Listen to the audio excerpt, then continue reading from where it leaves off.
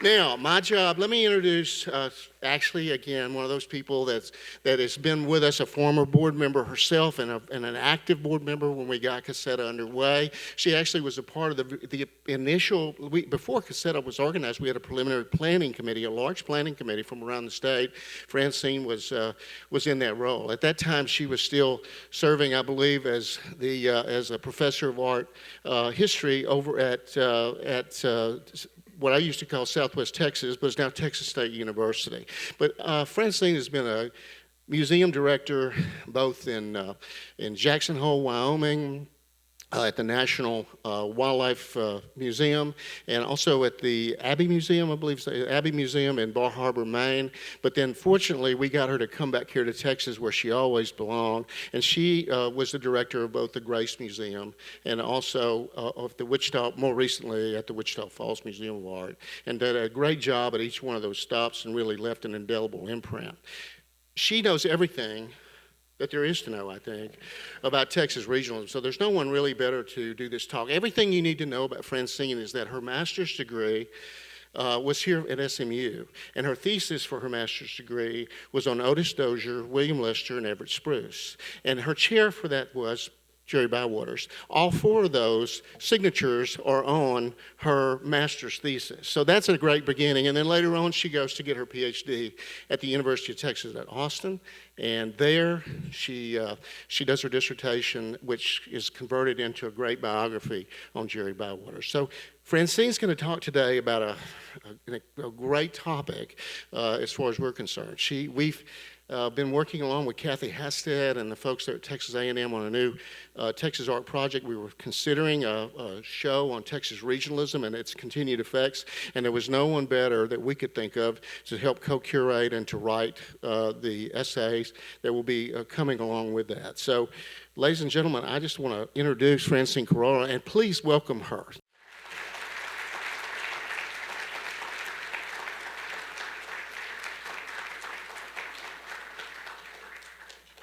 Thank you very much. Good morning. I want to also say thank you to Cassetta and how happy I am to see your smiling faces and to be here in person.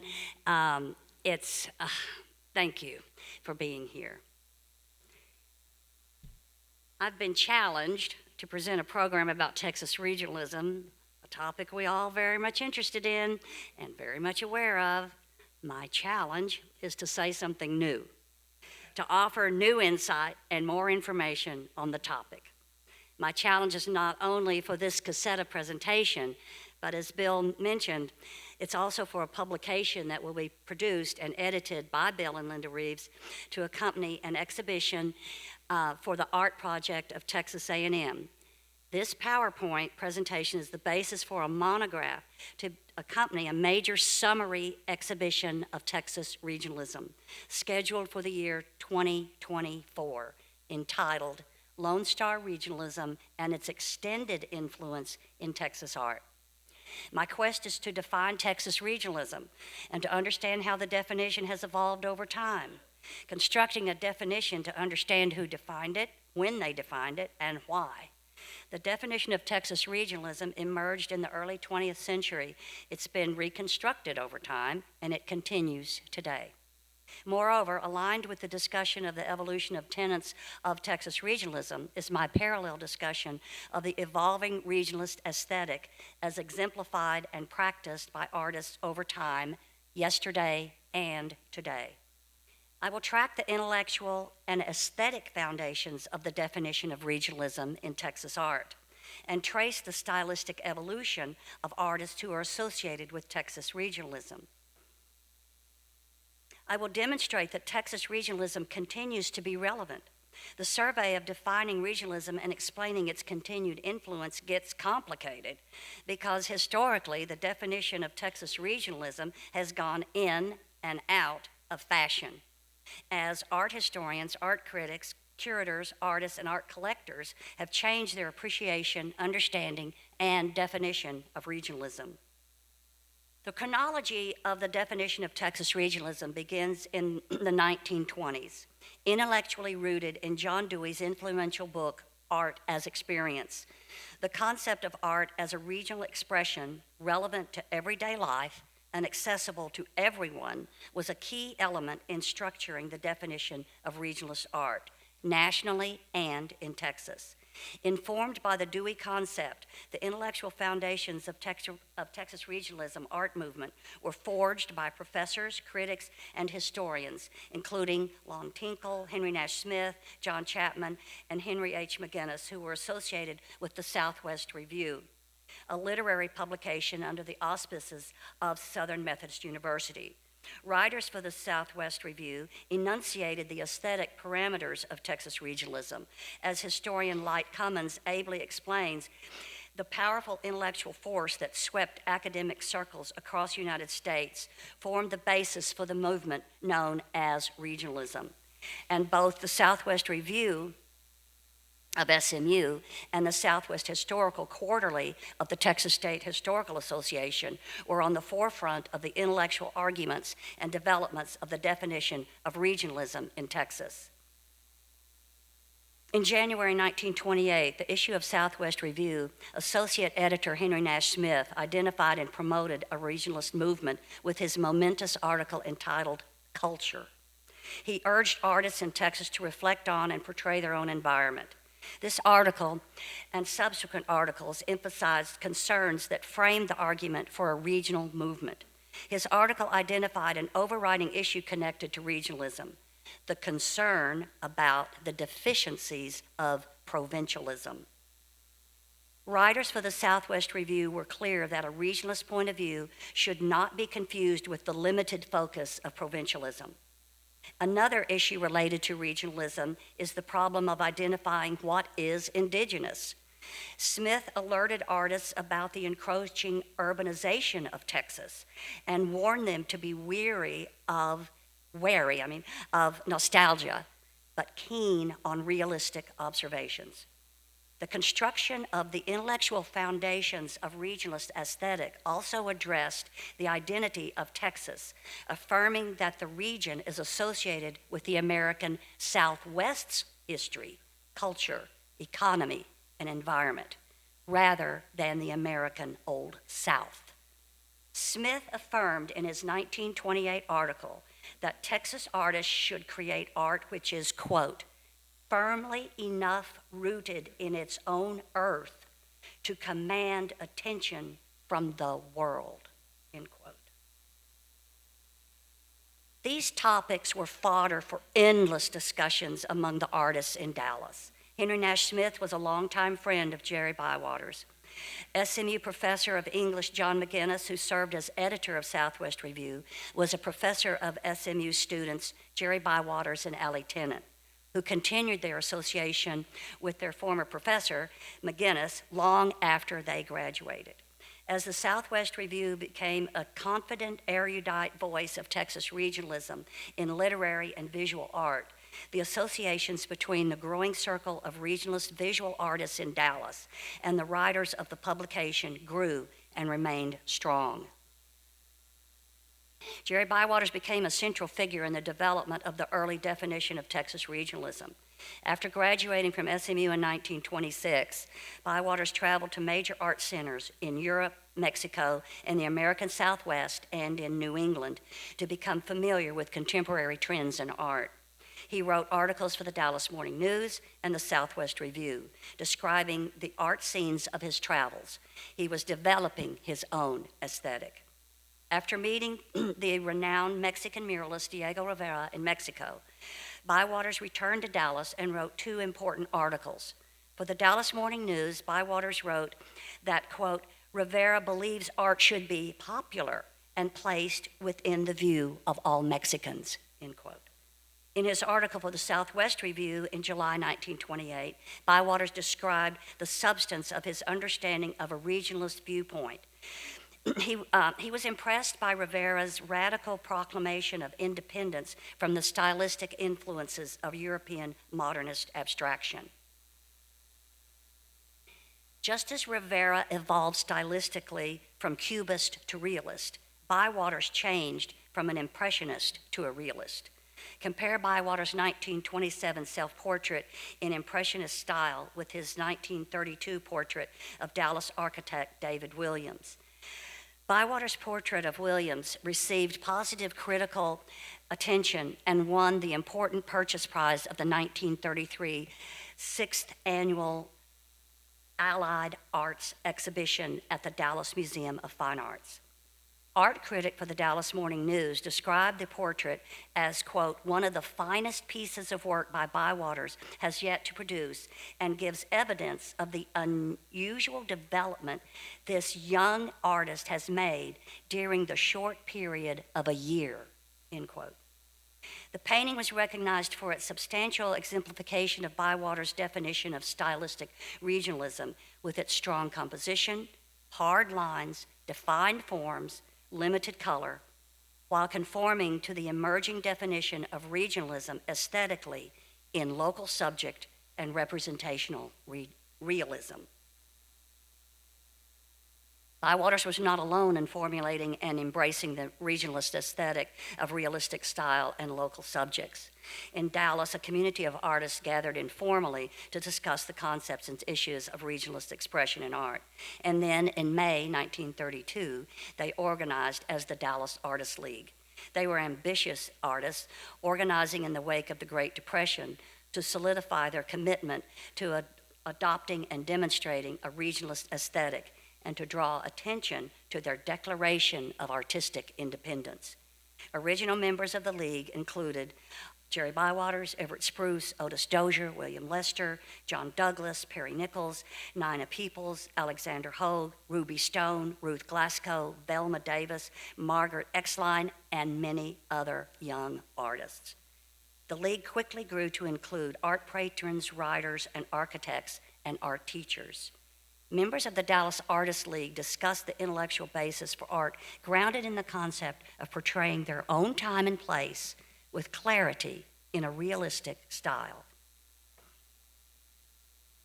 Also in 1932, a small exhibition of paintings by 9 Dallas artists was presented at the Dallas Public Art Gallery, which was the precursor to the Dallas Museum of Fine Arts.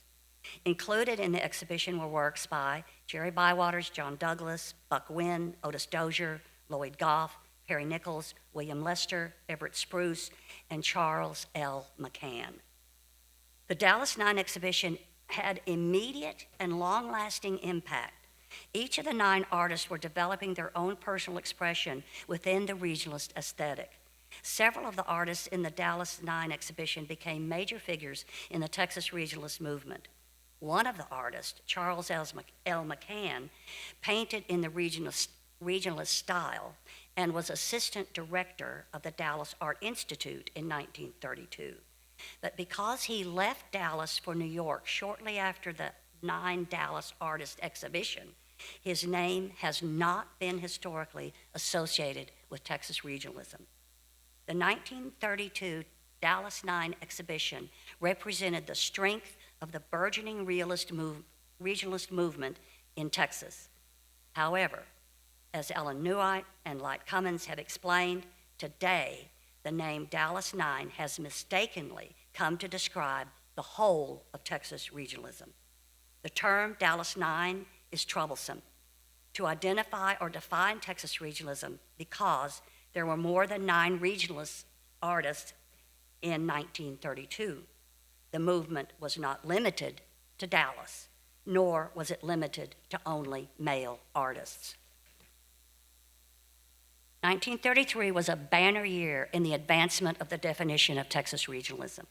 The 1933 Allied Arts Exhibition, a juried group show, was proclaimed by the press as a victory for the rebellion. Painters, Bywaters, Hogue, Spruce, Lester, Dozier, Carnahan, and sculptor Dorothy Austin and other young regionalists were working within the traditional media and subjects while rebelling with a regionalist stylistic vocabulary of realism with strong compositions, clear light, earthy colors, and local subjects. Art critic for the Dallas Times-Herald, John William Rogers, reviewed the exhibition, praising the art as born of our own lives and our own environment. In 1933, a national publication, Art Digest, proclaimed the artist Jerry Bywaters had arrived, and Bywaters was named art critic for the Dallas Morning News. In his weekly articles spanning 6 years, Bywaters explained his theoretical views of regionalism and became a spokesman for Texas regionalism. Bywaters reviewed major art exhibitions across Texas and the nation, using his platform to encourage artists to be concerned with producing relevant art. His articles revealed the development of his definition of regionalism. He challenged his art colleagues who were deciding on the definition of regionalism for themselves. He exhorted them to be concerned with more than formally constructing compositions. Often in his articles, Bywaters expressed his opinion that Impressionism was outdated, especially referring to the Texas bluebonnet painters of the earlier generation. Bywaters asserted that Impressionism was a stylistic detour from realism, which he considered the main current of American art. Bywaters traced realism as the stylistic mainstream of American art from John Singleton Copley to John Singer Sargent, and from the Ashcan School to the American Scene Movement. Other artists were forging and proclaiming the stylistic parameters of Texas regionalism, including Tom Stell and Alexander Hogue. Thomas M. Stell Jr. taught at the Dallas Art Institute, and his students included Bywaters, Spruce, Lester, Nichols, Dozier, Hogue, and Bowling. A demanding teacher, Stell emphasized polished surfaces, somber realism, and focused on local subjects. In a review of a Texas Fine Arts Association exhibition, Stell praised the young regionalist artist, and his message was clear that Impressionist painting of the fields of bluebonnets were out of vogue and a new generation of artists was emerging. As artist Alexander Hogue was developing his own individual regionalist expression, he wrote feature articles for the Southwest Review, expressing the winning concepts of regionalism and the popular concept of an American Renaissance. 1936 was extremely important for Texas artists who were declaring their artistic independence and practicing their own stylistic expression of regionalism. They defined regionalism as the visualization of a new image of Texas. A small exhibition in 1936 in Dallas, titled 13 Dallas Artists, presented the work of 11 painters and 2 sculptors, each of whom are now remembered as leaders in the Texas regionalist movement, including Spruce, Nichols, Stell, Dorothy Austin, Allie Tennant, Hogue, Otis Dozier, Charles Bowling, Bywaters, and Lester, Douglas, Harry Carnahan, and Arthur Neindorf.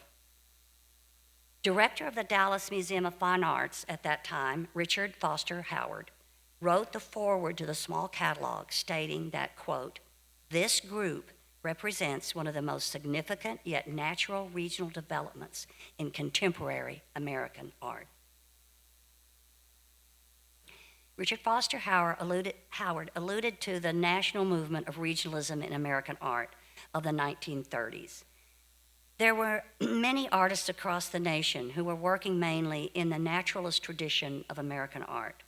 Best known American regionalist artists were the Midwestern artists Thomas Hart Benton, John Stuart Curry, and Grant Wood. The triumvirate of American regionalism painted scenes of rural American life, American folklore, and American history. Benton of Missouri was known for his dynamic murals of complicated compositions, intense color, and sweeping portrayals of American history. Curry, who was born in Kansas and taught at the New York Art Students League and the University of Wisconsin, became known for his murals that portray dramatic moments in American history. Grant Wood of Iowa is best known for his 1930 painting, American Gothic, which codified the American regionalist aesthetic and style, which realism and an homage to American life. While there are some stylistic similarities between the artwork of American regionalists and Texas regionalists, The foundations and aesthetic of Texas regionalism are unique. Texas regionalists received national attention and critical acclaim in 1936 for their inclusion in a large survey exhibition at the Dallas Museum of Fine Arts in conjunction with the celebration of the Texas Centennial in Fair Park. The exhibition was impressive, with 614 artworks, including a gallery devoted to Texas art, represented by 9 women and 17 men, all between the ages of 26 and 36. The fact that artworks by Texas artists were exhibited in close proximity with the works of European and American masters underscored the assertion that the contemporary art and artists of Texas were part of the mainstream of American art. Bywaters published his article, The New Texas Painters, in the Southwest Review, proclaiming that Texas art had entered into the environment integral to national artistic inspiration. Included in the Texas Centennial Exposition was an outstanding portrait of a musician by Samuel Albert County. The painting, My Guitar, is an excellent example of the aesthetic and stylistic conventions of Texas regionalism in its realism, local subject, polished surfaces, and strong composition.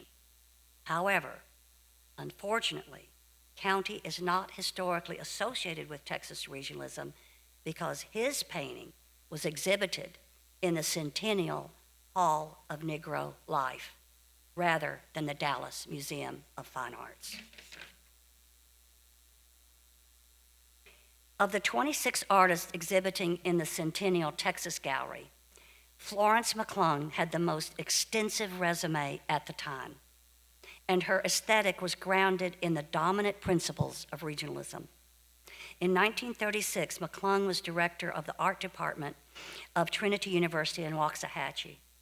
She had exhibited her paintings and won awards at the Allied Arts exhibitions, and her works were in permanent collections of major museums. Her painting, Lancaster Valley, was exhibited in the Texas Centennial and later in 1939 at the World's Fair in New York. It was then purchased by the Metropolitan Museum of Art. Now this wonderful painting is in the Schoen collection. Characteristic of her Texas scenes and the regionalist aesthetic, the painting is reminiscent of the landscapes of Grant Wood and also of one of Mcclung's teachers and colleagues, Alexander Hogue. But the painting is uniquely her own realistic style and positive image of Texas. As Mcclung affirmed, I want children 100 years from now to know how Texas looked in this day and time.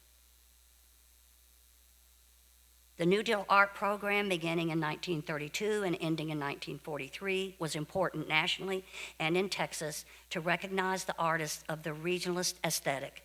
Texas artists participated in and competed for New Deal art programs, which they believed to be a driver in the emergence of a renaissance in American art.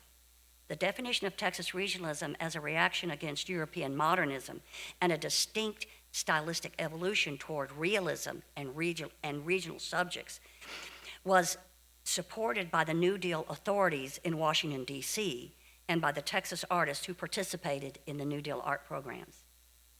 Texas artists welcomed the national recognition which the New Deal programs brought them, and they were convinced they had entered into the mainstream of American art. By 1938, the definition of Texas regionalism was accepted by artists and intellectuals, including University of Texas professor and sociologist Henry E. Moore, who co-authored a seminal volume in 1938 entitled American Regionalism, which defined the regionalist viewpoint which acknowledged the regionalist diversity of America. He affirmed that the nation was composed of different regions, each one distinctive and contributing to the national character, stating, quote, regionalism connotes unity in a total national composition, while sectionalism with its separatism is inherently different, end quote. Moore concluded that, quote, regionalism is in reality the opposite of the most common interpretation, namely localism, sectionalism, or provincialism, end quote. Professor Moore not only clearly defined regionalism in 1938, but he also touched on a growing criticism of regionalism. After World War II, the definition and understanding of Texas regionalism continued to change, and the terms Texas regionalism and American regionalism became synonymous. The regionalist stylistic movement was greatly diminished in importance by the national scene as European modernist artists immigrated to the United States and gained prominence among museums, art critics, collectors, and universities. Regionalism was viewed as provincial and not part of a new avant-garde abstract movement in American art. The denunciation of regionalism by scholars at the University of Wisconsin in April 1949 dealt a major blow to the reputation and historic definition of regionalism in American art, as well as in culture, literature, architecture, and linguistics. The papers from the symposium were published in 1965.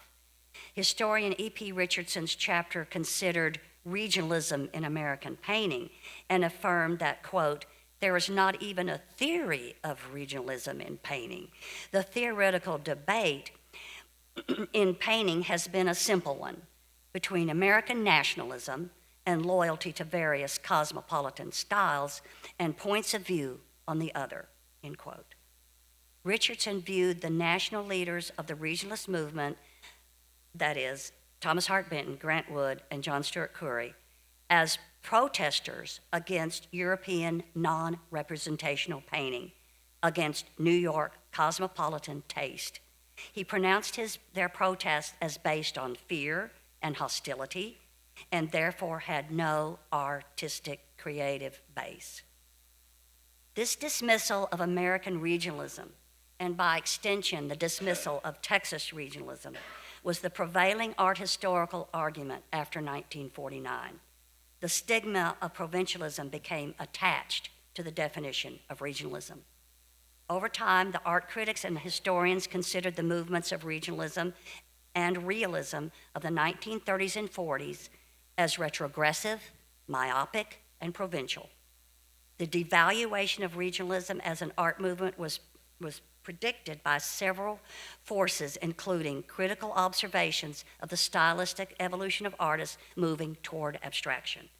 Art critics and art historians of the 1950s and 60s and 70s asserted that the stylistic evolution of American art as a march toward modernism, and they focused on the emergence of non-objective abstraction and abstract expressionism, which they viewed as the logical climax of American art.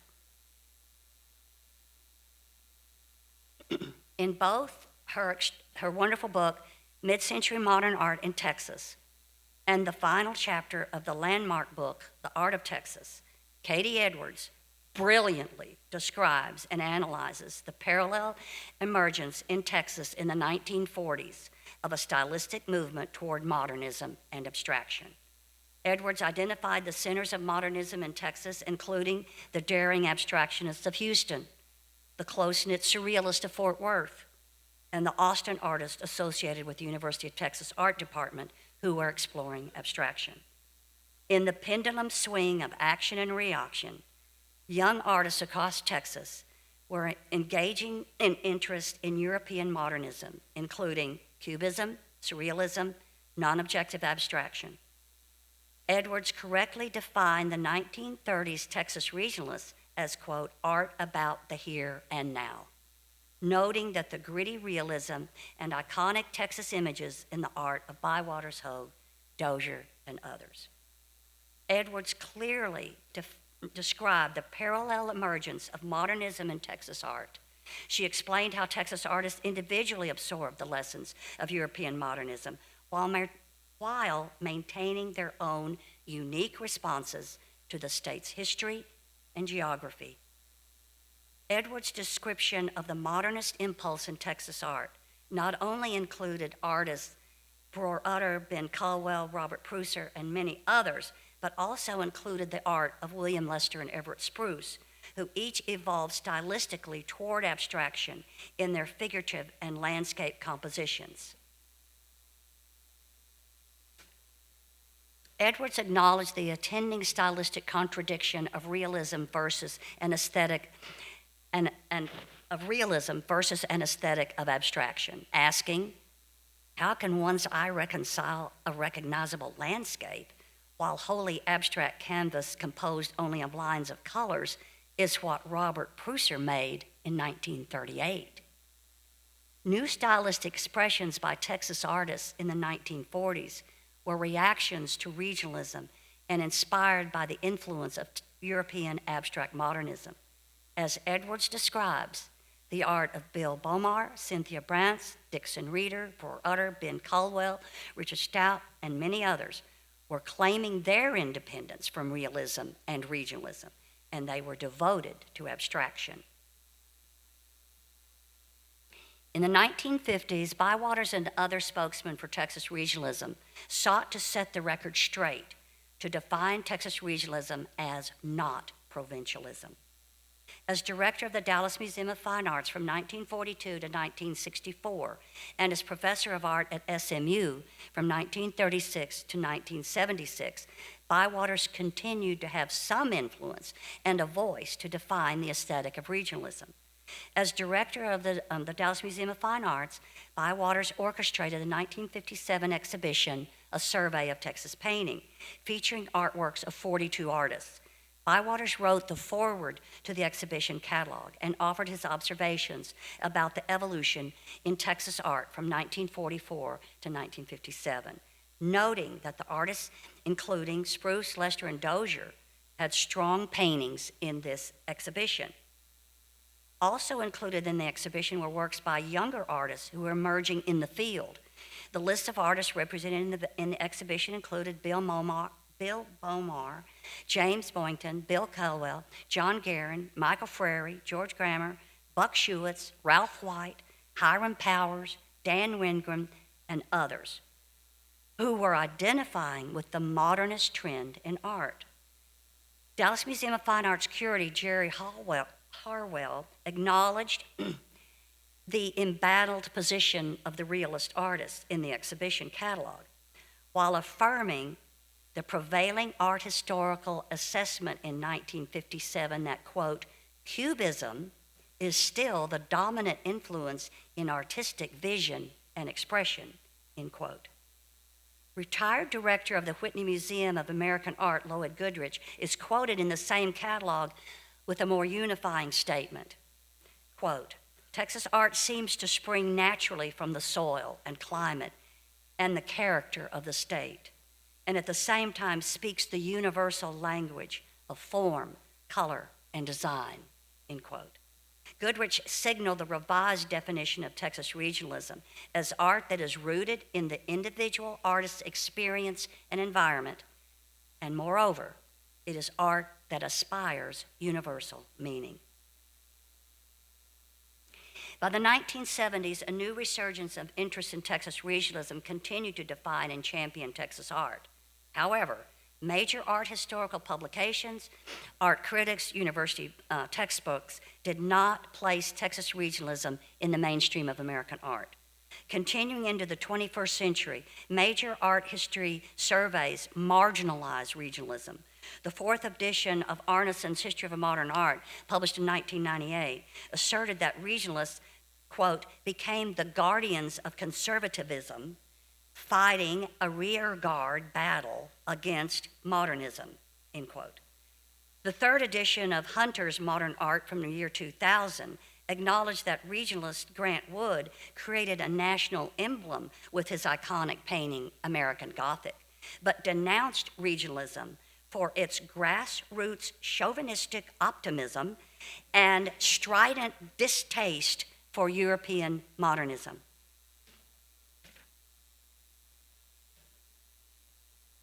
During the 1970s, across America, torn by mounting political and social conflict, the art scene was pluralistic.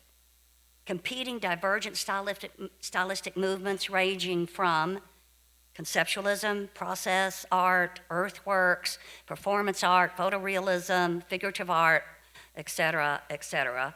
While artists in Texas in the 1970s were well aware of and participated in the contemporary trends in art, they primarily remained interested in developing their own individual artistic expression, rooted in the environment and experience of living in Texas.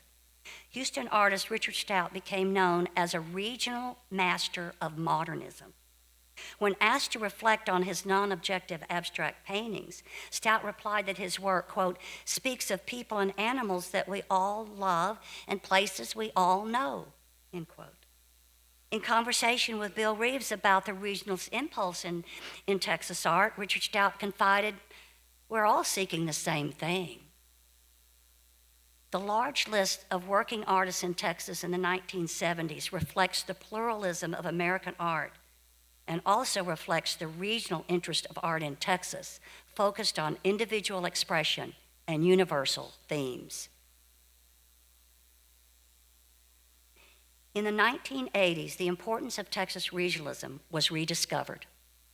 American art historian Matthew Bygel in 1984 reaffirmed that regionalism was an aesthetic based on realism and local subjects in his book, Nature's Forms, Nature's Forces, The Art of Alexander Hogue, stating, quote, Dallas artists were the first serious artists of the Southwest to concern themselves with the land itself. They were concerned not only with its genre and scenes of local color, but with the look and feel of the landscape, end quote. In 1985, curator Rick Stewart produced a major exhibition and catalog for the Dallas Museum of Art that celebrated the accomplishments, quote, of a remarkable group of local artists who came to national prominence by forging an artistic expression on the values of regional character, tradition, self-reliance, and opportunity, end quote. Stewart carefully defined the art of Texas regionalist artists from 1928 to 1945. Quote, their regionalism was different in many respects from the art historical concept that we have come to know. For regionalism was a diverse system of beliefs in the 1930s, based almost exclusively on sociological developments of the period. The Texas regionalists were aware of these developments and became a part of them. What they created was not art historically narrow as the American scene movement, but had more to do with the regionalist artist's relation to his or her own environment. Not only the land, but the people as well. Texas regionalism had more to offer than shallow artistic nativism, end quote. My biography of Jerry Bywaters affirmed, quote, today, Bywaters is acknowledged as the leader of a group of Texas artists who broke out of the limitations of provincialism and attained national recognition. In the year 2007, eminent American art historian William Gertz wrote the introduction to the catalog of a survey exhibition of SMU art, of the art of Jerry Bywaters. Gertz affirmed that the history of art records that the 1930s Texas regionalism had entered the mainstream of American art. Gertz referred to his landmark 3-volume study, Art Across America, published in 1990, which examines the history of American art from 1710 to 1920 by geographic regions including New England, New York, Mid-Atlantic, the South, Near Midwest, Far Midwest, Rocky Mountain West, Southwest, and Pacific. In Volume 2, Gertz placed Texas in the traditional placement of the South. However, in the Bywaters catalog, Gertz states that Texas art of the 1930s should be associated with the Southwest region. Gertz affirmed that Texas regionalist artists, quote, were proponents of a distinctly regional point of view and identifiably regional subject matter, working in a basically realistic aesthetic, end quote. In 2011, Susie Khalil placed the art of Hogue within the context and history of the mainstream of American art in her outstanding work, Alexander Hogue, An American Visionary. Khalil describes the regionalist painters who rallied around Hogue as, quote, concerned with the developing a personal idiom rather than contributing to a comprehensive movement. They drew their inspiration from the West Texas landscape, but elevated it to a more universal level by incorporating the study of all art, end quote. Khalil's astute biography of Hogue shed light on the general confusion about the definition of Texas regionalism, American regionalism, and the American scene movement. Khalil affirms that Hogue never considered himself a regionalist. He was very independent, and he did not want to be categorized stylistically or labeled. He drilled down on his dissatisfaction about being in lockstep with the leaders of regionalism in America, namely Benton, Wood, and Curry. Hogue resisted being associated with the American scene movement, a term coined by Thomas Craven. Beyond Hogue's rejection of being labeled, he made a distinction between the aesthetic of regionalism as a national art movement and regionalism as a constant in American art. As Khalil explained, quote, for Hogue, a painting was subject to the circumstances of its time and place, end quote. Hogue believed that artists should arrive at a personal statement with a universal appeal. Artist Otis Dozier concurred when he expressed this idea of regionalism as a positive influence for artists, stating, you've got to start from where you are and hope to get to the universal, end quote. In 2020, Amon Carter curator Shirley Reese Hughes' well-constructed exhibition and catalog, Texas Made Modern, traced the stylistic evolution of artist Everett Spruce. She acknowledged Spruce's landscape paintings of 1930s as in keeping with the trend of regionalism, while, quote, remaining true to his direct responses primarily to the Texas environment, end quote. She traced Spruce's stylistic artistic evolution and increasing expressionism over time. In his 1935 tempera painting, Texas Landscape, now in the Dallas Museum of Fine Art collection, exhibits hallmarks of early Texas regionalism in subject and style, revealing the influence of Spruce's teacher, Tom Stell, while demonstrating Spruce's strong interest in the dynamic forces of nature.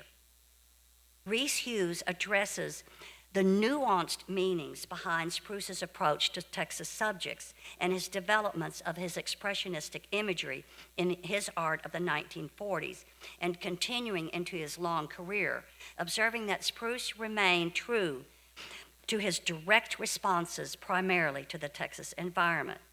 Spruce's landscapes, seascapes, nocturnes, such as the 1977 oil on canvas entitled Abandoned Quarry, are painted with vigorous brushstrokes, expressing a mystery about the landscape. While Spruce became increasingly more expressionistic, he never abandoned the visual ties to realism. In the 1940s, Spruce rejected the term regionalism because he disagreed with being associated with provincialism, stating, quote, I never did like the idea of regionalism. I thought it was perfectly natural. Texas has a positive character, so it's not unusual to recognize that it seems perfectly natural to me that you should understand it and paint what you liked, end quote. Both Khalil and Reese Hughes tracked the careers of artists who were well established as Texas regionalism, with long successful careers and critical recognition, noting that they purchased their own evolving individual styles embedded in regionalism, and they were recognized as contributing to the larger national narrative of American art. I maintain that the definition of Texas regionalism has expanded and evolved into a positive influence that continues to be active and vital. For example, the art of contemporary Texas artist John Fleming is exemplary of the regionalist aesthetic in his dedication to portraying his own individual homage to Texas. He has had a lifelong interest in traveling the back roads of Texas to discover remnants of Texas past and images of the present. Texas Art Authority Bill Reeves observed Fleming's work closely descends from the idiom of Texas regionalism. Fleming's paintings picture present-day Texas avoiding cliches while celebrating the iconic Texas subjects. Texas art expert Michael Grauer deemed Fleming's aesthetic as neo-regionalism, and he explained, quote, regionalism with capital R or lowercase r is synonymous with and is inseparable from Texas art, end quote. Fleming and other contemporary artists working in Texas can definitely be identified as new or neo-regionalists. This new regionalism cannot be defined by a particular realistic style or by specific subjects, but by individual artists' sensitivity to and appreciation of the character and identity of a particular place and time. The new regionalists of the present continue to be dedicated to creating significant art from their own experience and environment. By that definition, I include many Texas artists of the past who have not been listed in the regionalist canon. I include Michael Frary, Buck Schuetz, Ansel Nunn, and many others.